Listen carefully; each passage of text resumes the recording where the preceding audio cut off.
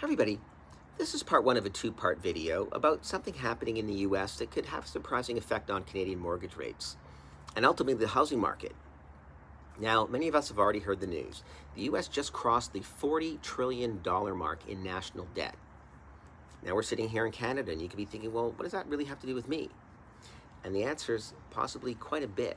Because at the same time they crossed this $40 trillion threshold, long-term US government bond yields jumped to levels that we haven't seen in almost 20 years. Now, there are a bunch of reasons for that, but one of them is the enormous amount of money the US government has to borrow to pay this debt. And when you're trying to sell enormous amounts of debt, investors can demand a higher return to buy it.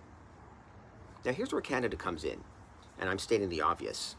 We live beside the world's largest economy and the world's largest borrower. When American yields rise, that can put upward pressure on borrowing costs around the world, including right here in Canada.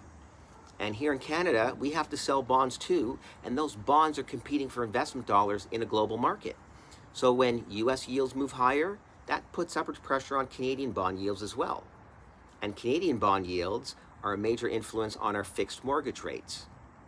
So if you're sitting on the sidelines waiting for cheaper mortgage rates before you buy a home, just understand there are forces outside of Canada that can have a real impact on where our fixed mortgage rates go. And there's also another side to this. If mortgage rates stay higher or go up even more, that would put downward pressure on home prices. Now you may be thinking, great, I'll just wait for prices to drop. But there's a catch.